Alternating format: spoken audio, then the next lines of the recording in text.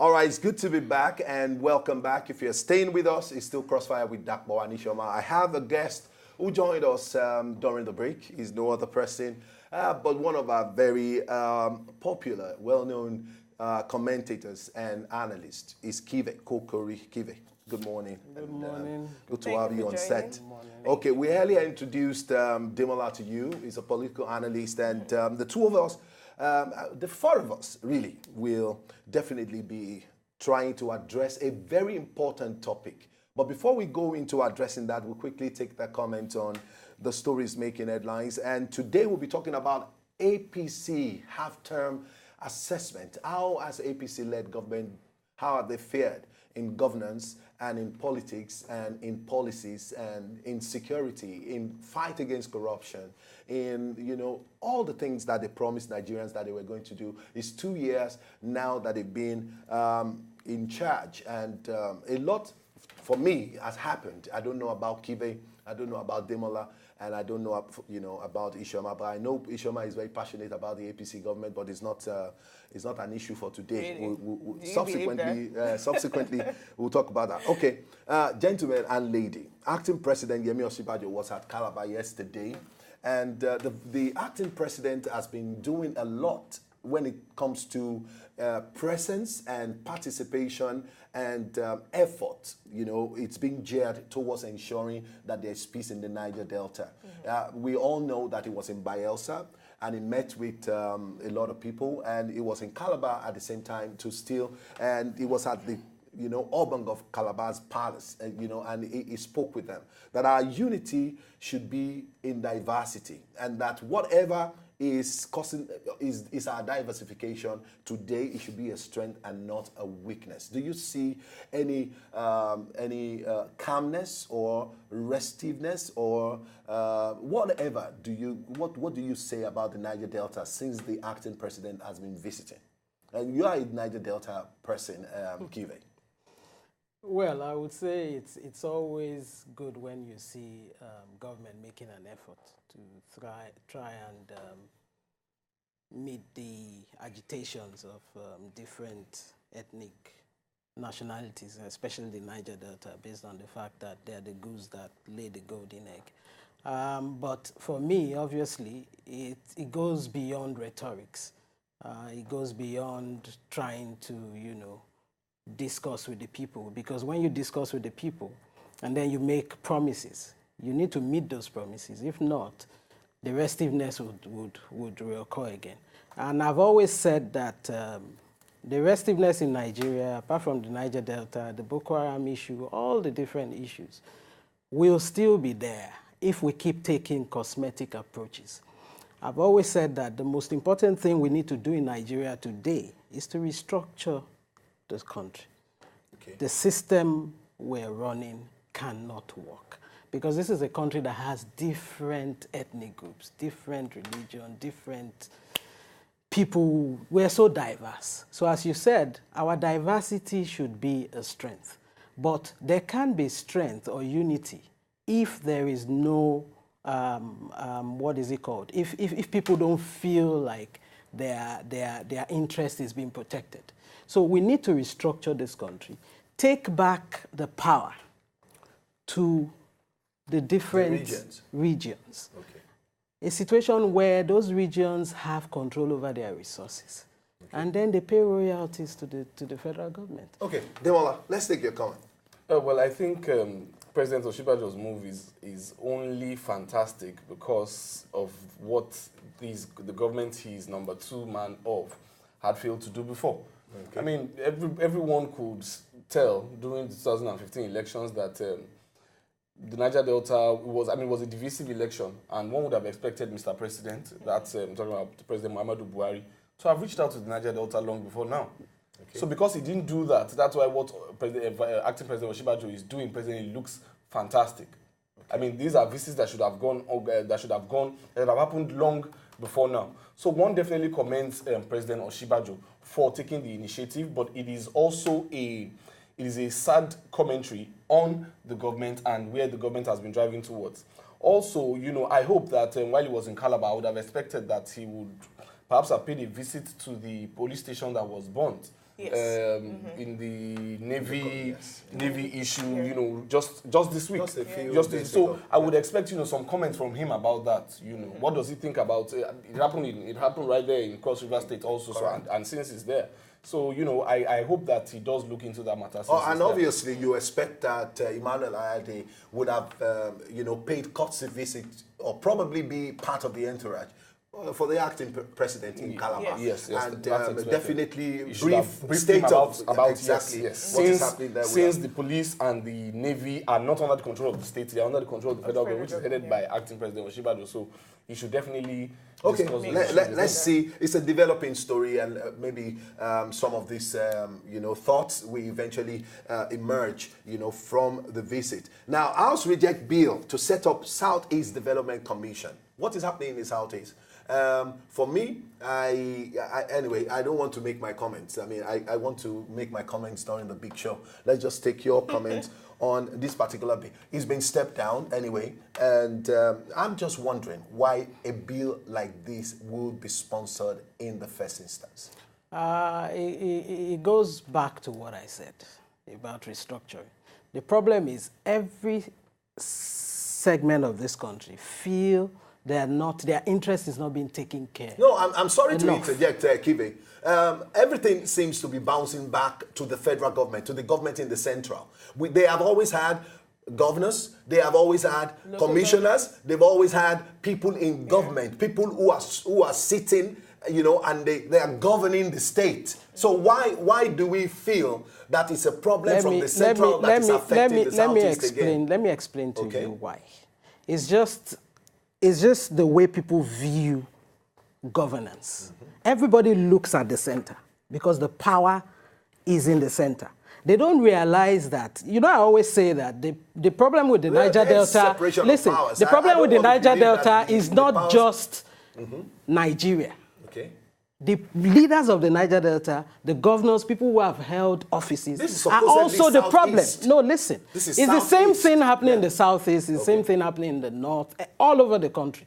There's so much corruption. When the money comes down, the people that are supposed to be, you know, to use the money to develop their areas, they embezzle most of the money. So, but the problem is most people look at the center because that's where the money comes from.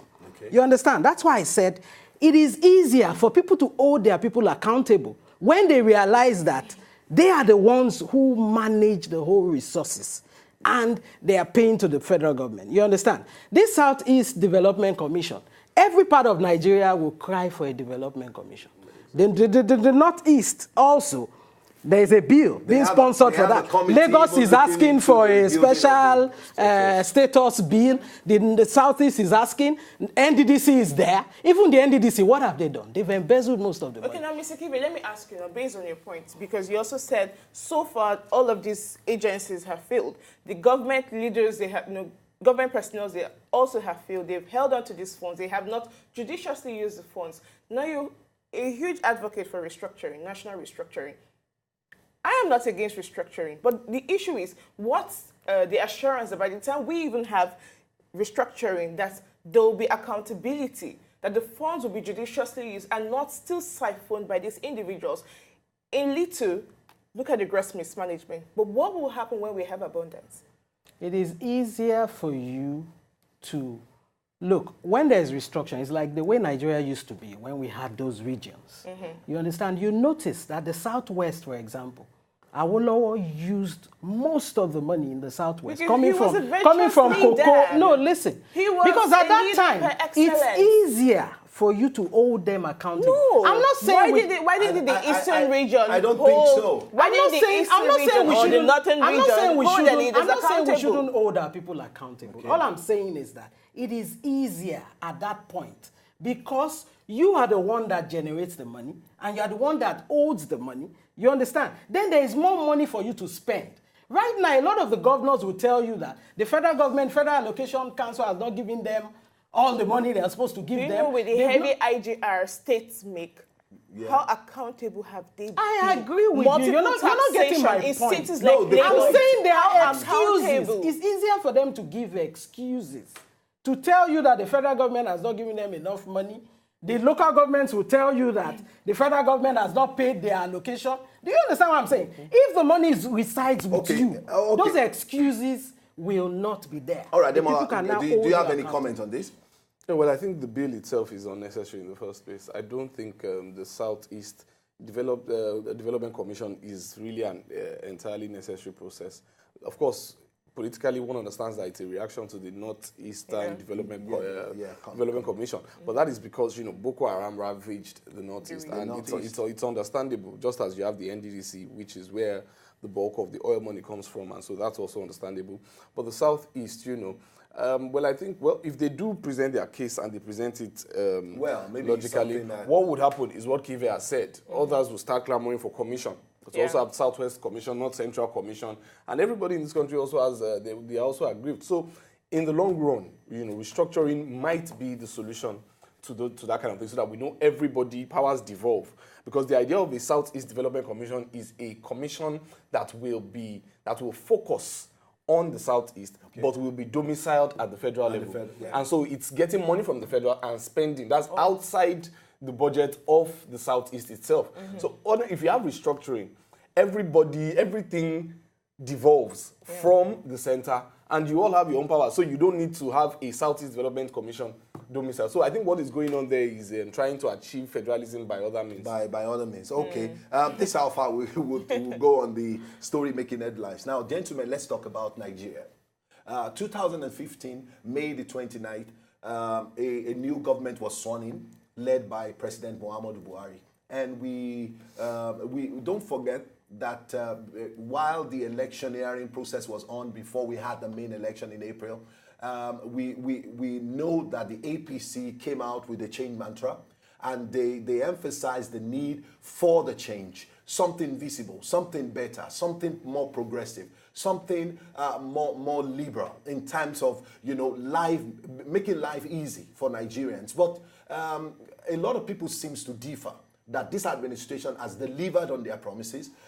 Sometime last week, we were discussing about some of the promises, the electoral promises made by the APC-led government, and analysis have it that about 41 of 171 promises have been made, have been met so far. I wouldn't know if the data is correct. It could be coming from, Who gave that data? No, it's in the public space. It's actually space. the analysis. It's an analysis. Those within the and all of that. domain, So what I'm saying in essence is that, like we always do here, we differ in opinion. I'm a very strong believer and supporter and an advocate of the APC.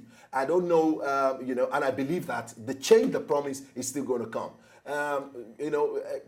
As against what Ishama may think, that I possibly don't like the party. But in recent past, I'm beginning to see a deviation completely away from, there's a paradigm.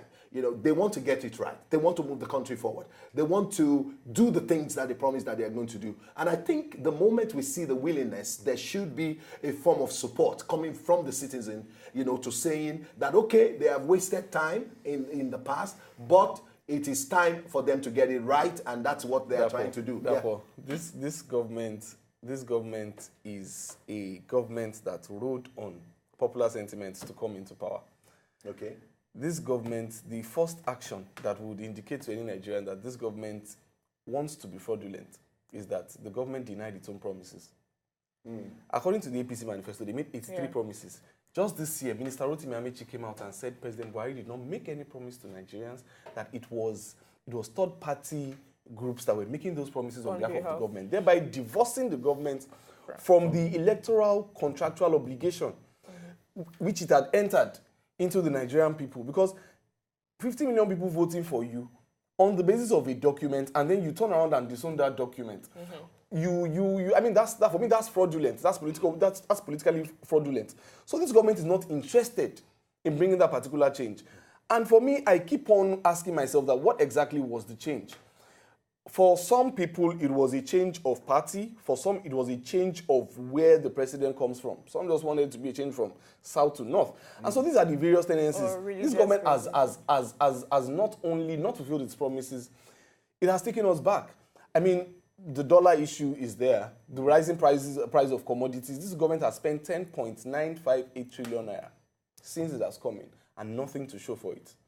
For the first time in the history of Nigeria since 1999, we celebrated Democracy Day on May 29 without a budget. I mean, these kind of things are it's a government, what I like to describe it as that it's a government of anyhowness. You know, things just happen. Everybody just seems to do whatever they like, you know, and things keep on spiraling out of control. You have the vice president come out to announce recently that he was going to sign the budget the following day, and then it was postponed again. So you start to wonder what exactly is going on in the seat of power. So, you know, the economic indices on that front, everything, you know, we of course, you know, we are in a recession. The minister came out and said recession is just a word. But now Nigerians know that recession is no longer a word. It's no longer just a word. Because, you know, a paint bucket of Gary that was being bought for 300 naira before is now 1,000 naira. And you see, the problems are even multifaceted because just this morning I was reading that the rising cost of Gary is associated to the issue of Fulani headsmen attacking in the north central, you know, Benue and other places where cassava is being produced. So those attacks, what has the government done on that? For me, you know, it's the government has been a failure. I think the rise in price of Gari, for instance, you know, let's just use that as an example, could be as a result of heavy export of the product. The Nigerian cassava is in high demand, you know, outside the country. And I think a lot of people are cashing in on that to make sure that this product gets out of the country, especially taking advantage of the current prevailing, you know, exchange rate. Well, that's why I linked it. Okay. When you have Fulani headsmen going to attack farms and destroying cassava, there's a problem. So there's definitely a shortfall there. The demand for cassava, for Nigeria's cassava, did not start today. It's not a new thing. I mean, Gari has always been 300 naira. Has always been 300 naira even at that time. At a point, you know, Nigeria was we're about making cassava bread. You know, that was when the talk of cassava bread was going on under the previous administration. So for me, you know, that excuse is not tenable because when you look at it, you also look at rice. The same thing is also affecting other commodities, other food commodities. So the entire agricultural problem is something that the government has not been able to tackle. But then, if we also blame the federal government, where does the state government come into play? I will use this example again. Look at the joint venture between the Lagos state government and the Kebbi state government. They took the initiative, they keyed in to what the federal government did preach, and which gave birth to the lake rice, which a lot of residents are benefiting from. Like I said, that was a state. We should clarify that when the campaigns were on, people warned us that this government is going to lead us to a situation where you have to queue to buy some things. That was what I saw with that lake rice. I mean, wasn't something you could, it's not something you can go out on the street and buy. You can't go out on the street and buy it. You have to go and queue to buy it. I mean, so it's not like it's everywhere. Because they needed to monitor. For a few they needed to test it. It was at a phase. No, now let me shock you. Do you know why at some point the government had to stop sale? Because some people will go, you know, you have to pay into the bank account. I am not shocked. Yes, some people will go and pay and resell. And rebag. Of course it will happen. Rebag and that is what will happen. Because prices. Commodities, look, it's simple economics. You don't make something deliberately. You fix the market. Don't try to fix a small section of it. That's why it's the macro level. That's why it's a macro level problem. You are fixing it on the micro level. The macro will swallow up the micro because people will buy from you cheap and then go and sell it because they know it is. That's the same thing is happening in the dollar market. You know, the dollar market, people want to buy cheap somewhere. They buy cheap from the CBN. I mean, it's easier for you to buy cheap from the CBN and then sell in the black market. So it's the same thing. You have to fix the macro. Once you fix that, bring down the price of rice across board. If you can do that, then you will not have issue of somebody's rebagging rice. But if you're talking about the issue of bringing out the price of rice across board, yes, a lot of individuals private individuals make a lot of revenue from importing rice importation. Look at the southeastern states. Look at the south. No, of course it hasn't stopped. Look at the southeastern states. Look at Ebonyi state government making strong, statements saying anybody who imports rice into the state will be penalized, knowing because they have such, high production rates of rice in the state. But what do people do? They're not selling out. Export the rice. They export the rice, and then they import it back through the back door to make more revenue. Now you ask yourself, who should be blamed for this? Is it the state government that is doing everything it can to ensure that their states are self-sufficient, or the private individual who wants to frustrate the system for personal gains? But that's what he has just said. If the system is not right, if there is a simple economics, as he said, if there is scarcity of anything, there's going to be black market. And who is causing the scarcity? Listen, everybody, look, we're in a country that is a capitalist country, right? We're not in a socialist country. We've done away with that. In any capitalist country, if this happens in America, the same thing will happen. Everybody wants to make money. Exactly. So once there is scarcity of any commodity, people will either audit, or they will go to the black market to sell it, or they will buy it cheap. If government is regulating a small part of the market, exactly, they will buy it cheap from there. Even the government themselves will sell it to their friends and their family. They will have a racket. The people who sell it, and that's what happened to lake rice. They will buy it at cheap rate. They go and sell it at expensive price in the market. So it's simple. That's what will happen. So all right, we've been talking about the economy. Where are we going? So that we can go to some other issues. Where are we going? Do you see a change? Especially when I say a change, I mean an upward, movement or increment or improvement in what the effort of this government is doing. A change in economy. How can there be a change? Okay. We've done 2 years. From the history of Nigerian democracy, let's use this Fourth Republic, from 1999. Yeah. Once the first 2 years goes, the next 2 years or 1.5 years is for electioneering. And once politicians start electioneering, everything is swept to the back burner. Okay. You understand? So the government has used the most important 2 years that it has. I'm one of the guys that I was a proponent of this government. Most of my friends right now even abuse me that, here you see where you put us. You understand? Because I believed so much in the person of Buhari. Up till now, I still feel he has good intentions. But good intentions alone does not run government. You understand? You need to have proper planning. It's like it's like a project. I've always said it. Nigeria should be run like a project. You understand? APC as a party, for me, I think they just came together because they wanted to take over government. Look, let me give you Nigerians just want to let me change. give you some simple indices. They just want to This change. is a government that is in power, right? A BOT has never held a meeting. A NEC has never held a meeting. Who are the people that are supposed to make sure that the president, the vice president, and the legislature, and the people in government drive the policies and the manifesto of the party? Is the party machinery. But the party does not even have a structure. The BOT has never met. And these are the people that are supposed to be able to tell the president to his face if he's doing wrong. They are deviating from But the BOT has never met, a NEC has never met. So what kind of a party are we talking about? So at the end of the day, this government has just come in because Nigerians were so disillusioned at that point. And they just came, they took over government, they were not prepared. This is the most ill-prepared government I've seen in Nigeria. And it's unfortunate because I'm a big supporter of this government. Maybe the sickness of President Buhari is also an issue that may have led to it. Because even the acting president, you call him the acting president, he's not the commander-in-chief of the armed forces. So he has limited powers, no matter how you look at it. There's still a cabal there that will still try to do things in their own interest. They will tell the vice president or whoever needs to listen that this instruction is coming from the president. Okay. You understand? Okay, let's look at the fight against corruption. We'll look at the fight against corruption. I think this government has tried. That's my belief. May make more successes. I think they have tried in the fight against corruption, and my belief is that if we have more strength given to the institutions that are actually helping the government, to achieve their plan and the purpose that they are fighting corruption for, maybe we'll have more results. I'm just thinking. But we'll go on a short break now. When we come back, we'll take comments from our analysts in the house. We'll be right back after now.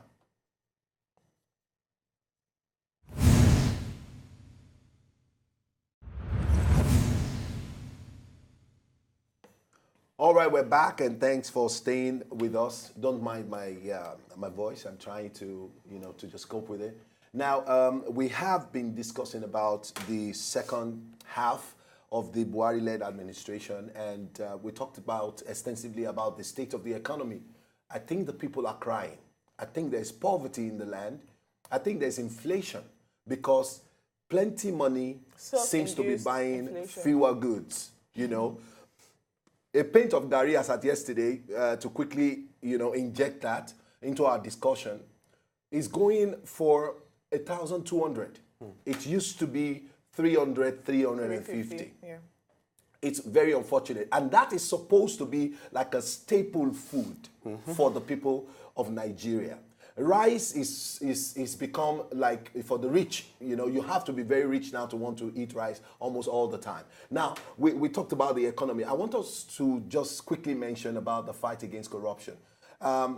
Vis-a-vis, how well has this government fared? 2, are the institutions strong enough to be able to achieve the aim of this government to really stampede, you know, corruption? And 3, do you think that the Buhari-led administration have the willpower to actually fight corruption the way it should be fought? I think Buhari may have the willpower, but he doesn't have the proper methodology to fight corruption. In Nigeria today, most of the institutions, if not all the institutions, are all corrupt. And they are still corrupt. You need the judiciary, you need the police, you need the EFCC, you need all those institutions to be able to fight corruption successfully.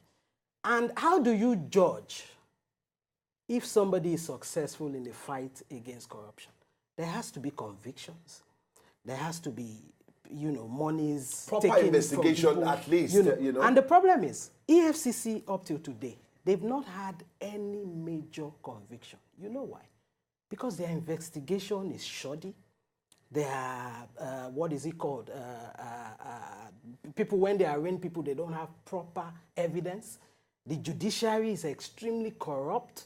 The EFCC officials themselves, many of them are corrupt. They tip off these people with information and all that. You understand? What I would have done if I was President Buhari, just to make sure that this fight is effective for now, while fixing the institutions to make sure that, you know, it stops people from actually going into corruption activities. I will make sure that I set up, people have said it, set up a special court just for this corruption issue. Look for all the judges that I believe are upright. Bring them, sit them down. With my security apparatus standing behind me. Really? Tell all of them, this is what and what and what and what I need done. And we have to make sure that this thing is done because this is Nigeria's problem. Okay. I'm telling you, that's the only way corruption can be fought in Nigeria. Are the institutions of government fighting, you know, that the apparatus that the government have to fight corruption, do you think they're effective and efficient to be able to get results? Well, I think nothing has changed in terms of the apparatus, the apparatuses of government that are needed to fight it. Nothing has changed substantially in the laws of the country concerning that. But I think just last week, the Senate passed the anti-money laundering bill. Yeah. But that's the only law that I know, and it's coming from the Senate. It's not an executive bill. President Buhari's fight against corruption was ill thought out. It wasn't. It was reactionary. You know, I think it was a continuation of politics by other means. And the results are there. I mean, if you're fighting corruption outside the rule of law, you're not fighting corruption. What you're doing is you're pulling down the structures, you know. Because, for instance, the homes of 7 judges were ransacked in the middle of the night. And we're told, oh, these judges are corrupt, they are this or that. Guess how many of them have been brought to court? Guess how many of them cases have been brought against? Only 2 of them have been charged to court. So you did not have evidence. You did not do your investigation. You raided their homes in the middle of the night. So this thing has lost many people. You understand? People have lost faith in the capacity of the government to fight corruption. Because initially, as of last year, people were still saying, yes, whatever it takes, just do it, just do it. But then you keep on doing these things. You raid people's homes. You detain people. I mean, the government has told us Dasuki was arrested as far back as 2017. The man has been in detention since then.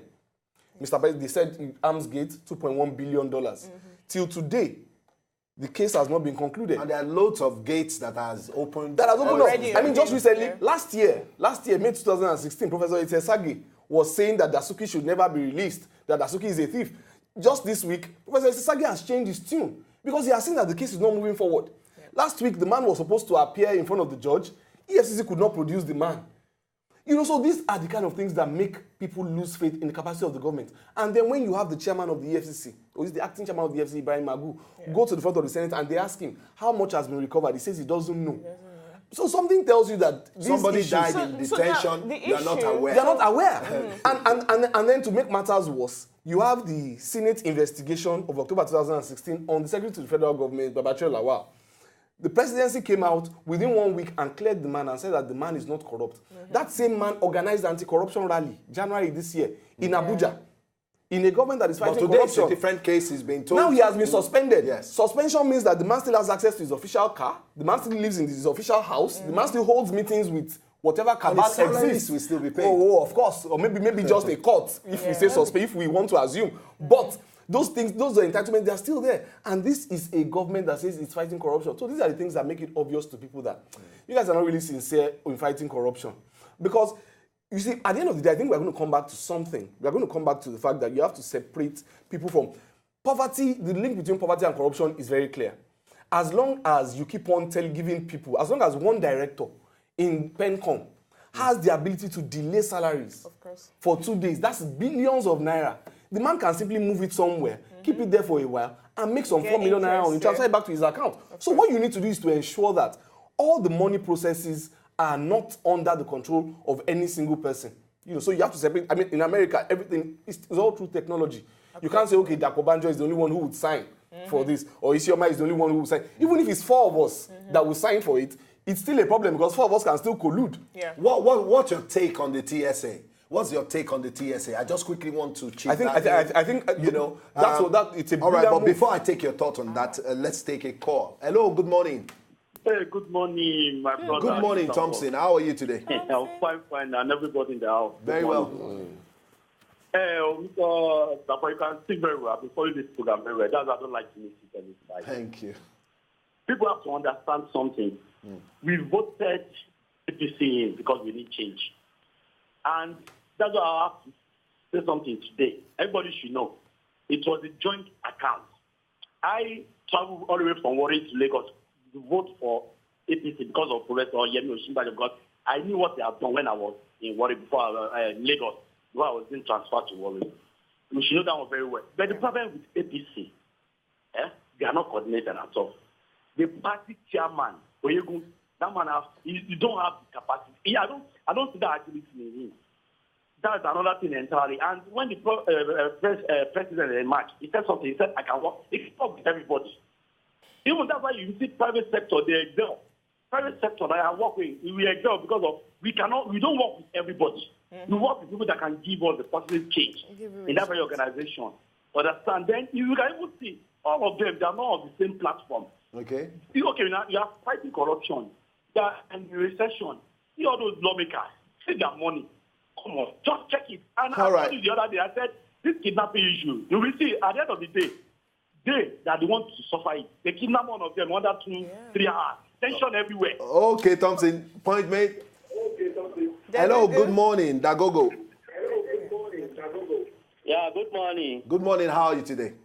I'm doing fine, Mr. Dagogo. Good morning. Well done. Good morning. Yeah. Please, I want to ask a question before I make my comment. Okay. What will be the law where they give for a kidnapper? What will be the penalty where they give for a kidnapper? It's death penalty in Lagos. Huh? Death penalty in Lagos. Death penalty. In Lagos. In Lagos. Okay, death penalty. Okay, in federal, what will be the penalty where they give? I wouldn't know. The various laws are different states. What will be the Different penalty states where have they different give for laws. all? What they give for all these Yahoo boys? Dagogo, just go ahead and make your comment. Why I'm asking this, I want to ask, if you are fighting a corruption, what will be the penalty where they give for anybody that has been caught corrupt? Okay. And all these people where they say kidnappers, 419, all these things, they get penalty. They investigate them before they pass death penalty and all these things to them. And then now, for them, now they don't pass any law we could catch them. How they go use corruption, they fight corruption. All right, Dagogo, thank you. Point taken. Now Dagogo made a lot of sense. We came out when kidnapping became very prevalent, and it's beginning to come into the house of the rich people.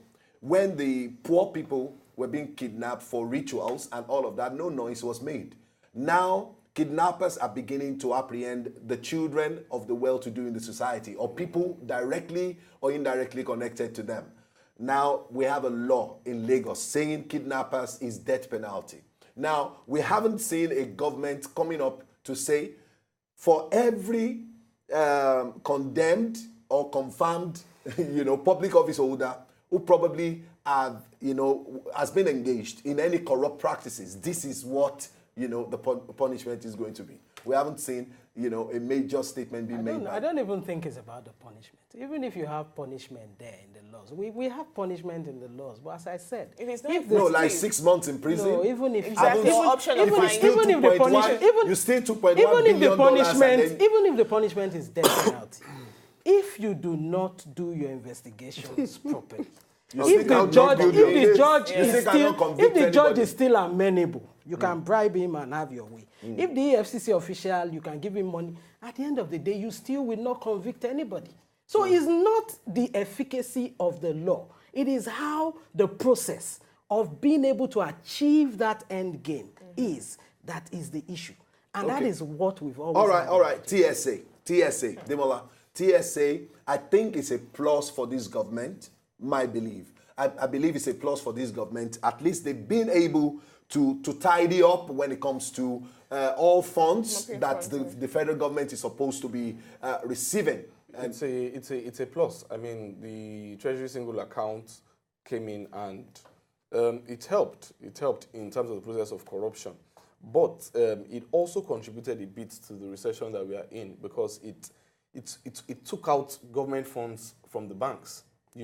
And most banks in Nigeria, which shouldn't ideally be, but then it is there. They have been keeping those funds, and that is why they can borrow people like us at the middle level and at the middle class level and lower class. Why they could borrow us funds at single-digit interest rates. But once those funds were withdrawn, banks did not have enough money because it was about one-third liquid. Yeah. It was and the worst part was that some banks, these monies were kept with them in foreign currency. NNPC earnings are kept in banks in foreign currency. And so these banks had to go and source foreign currency. And so if you have banks these days looking for every means to charge you, your ATM transaction, maintenance, your POS, card maintenance charge, and so on and so forth. They are looking for money. But but it has been done, and it has been done. The shock has happened, and it can only go up from here. But the TSA was a good move. I only wish that it had been slowed down. There had been a timetable given to the banks that, okay, within 2 years, we're going to withdraw accounts and withdraw monies from you guys and domicile it all with the central I just bank. quickly check that in. Let's talk about security. Security, it's obvious that the fight against Boko Haram, or of the terrorists called Boko Haram in the north-central, northeastern part of Nigeria. In fact, I think we have a widespread. Is it true that the Fulani herdsmen, or the herdsmen, without maybe putting the Fulani in quote, because I think maybe the Fulanis constitute the majority of the herdsmen in Nigeria, maybe that's why we adopted the Fulani herdsmen. Per-adventure, it's just a mix of people that have been engaging in this particular thing. A few days ago, Benue State government came out strong to say 12 local governments has been lost completely to the hands of the herdsmen, in Benue State, where people grow yam, grow a lot of, food items that are being, over time passed down to the southwest and so many other areas of the Nigerian economy state. But today, it's a different ball game. In Enugu, we have classical cases of the havoc that the headsmen, has wreaked there. Delta State, unfortunately. What is the state of security in Nigeria? Are we safe? We are not safe. Security in Nigeria today, I don't think there has been that much change, because security is all-encompassing. And what we always do is we always look for pockets, and then we will face that pocket of security issue, and then we feel like we've done so much. This government has been given so much accolades with regards to security. But for me, I differ a bit. The reason being that, the reason why a lot of people are giving them so much accolades is because of the Boko Haram issue. That right now, obviously, Boko Haram has been decimated, you know, a lot to a very large compared extent. to the way it was. But when you focus so much on one area, another area will spring up. That's why you're talking of this headsman problem. Kidnapping has increased all over the country. I know yesterday some guy, The people went to the former school, commissioner Bola, of information in Cross River State was kidnapped. Somebody was kidnapped, one In manager Kaduna, in one even in Kaduna filling State. station in Ikorodu. You know, this kidnap has increased. The headsman issue has increased. I've said it that the problem we have is security. If we do not go to state policing, I've always said that. Okay. State policing, because we always talk of the problems, I think we should also talk of solutions. And APC, before they came in, most of the major proponents of APC were talking about state police. 2 years down the line, they haven't even muted it. Do you understand? Maybe Lagos State has because the real something that powers is- that be in the party or the real powers that be in Aso Rock are not interested in state police. They are the arch conservatives. I mean, the party itself, called CPC itself, I mean, it's an arch conservative party. They have nothing progressive about them. You know, they don't want powers to devolve Unlike to the states. ACN. They don't want fiscal federalism, unlike the ACN. So recently, you know, you had Muhammadu Bola Tinubu started talking about federalism again and so on. And I laughed to myself. No, that, because well, he's a strong believer. no, because A President strong Buhari is not advocate. around. He has been a strong believer of ab initio. Of course. As a matter of fact, when Goodluck Jonathan brought the idea of a sovereign national conference, let's discuss the issues of restructuring and so on. What position did Asiwaju Tinubu take? He took a political position against, he said he had nothing to do with the conference. Which shows that these people, they just want to be political with these issues. President Buhari is no longer around. He has raised the issue, which is a major Southwest issue. You know, Southwest people would like to talk about restructuring, fiscal federalism, and so on and so forth. Because they know that that is what Southerners are interested in. So now that they are looking for solidarity with the Southeast and the South-South, we will now start the call again, resource control, and expect that there will be a Southern solidarity behind acting president. You know, all these things, they have been political. They have been political with Policing these is things. local. It's local. And what I always find out... Now, just but as you Lagos said, State have launched something that have a similitude to probably state policing. do they call carry neighborhood arms? what? They don't carry arms. Okay, so what? They are just there. They will just be like man on war. The Igbola matter, was really embarrassing because a kidnap had happened there before. The kidnappers wrote to the school that we are coming to kidnap from your school, and the police could still not Do anything. prevent them Policing from is doing anything. look. The commissioner of police is posted to every state. So what is from the Abuja. neighborhood watch Do you doing? understand? The state police, the people in every state police. Some of them come in Lagos, for example. Somebody might come from Kara Damoda. He doesn't even know Lagos. He's never been to Lagos in his life. So how do you expect that person to police No, Lagos? but this Do you particular, understand? the Igbola one is embarrassing. I mean, they wrote to them. The police were aware. No, you don't get that what a I'm letter saying. had come in. I'm saying that the Nigerian police cannot be effective. But look at They can't be effective Ekiti because State. we need state policing. Look at what Fayeshe did. Without state policing, Ekiti State was rampaged by herdsmen. And what did he do? He empowered the locals. And since then to now, have we heard of any herdsmen? As What a matter did of you fact- say? Empower the as a matter of fact, Exactly. So as a why ma- shouldn't as a matter of fact, states do it? Ekiti State Why has been, shouldn't has Delta been, State Ekiti do State, it? just yesterday, just this morning, the news the broke that Ekiti State masquerade. has the lowest crime rate in the entire country. Are you people understanding So what my I'm issue saying? is why Look, can't the if government Fayoshe do it? leaves tomorrow, what will happen to Ekiti No, but the State? truth is, at the end No, of the you don't day, get what I'm saying. restructuring may not happen soon. We always Kivwe. look for fire brigade approaches.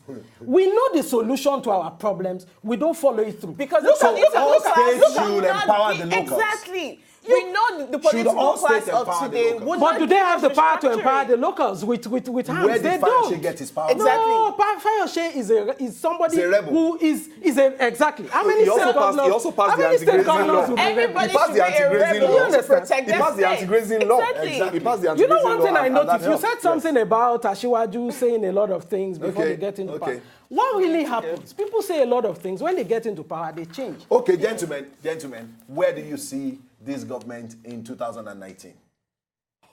Just 2 seconds. I see the government voted out. If they continue this way, which they are likely to continue because Okay. of the time. And Kivwe? Are you saying in 2019 or Yes. before 2019? By 2019. By 2019, nothing would have changed because electioneering. Okay, so you see them voting out. Electioneering will start very soon. So it's going to be hard for them to vote them out because there is no opposition right now. True. Unfortunately, okay. So the two of you are actually differs. There is no opposition. Even though the people want to vote them out, who will you vote for? There's no opposition presently, but I still is there independent candidates? Something can happen. I believe yes. To enjoy more of these our Ogbonge videos when you just watch, press this button to subscribe on top of our YouTube page. You go love am.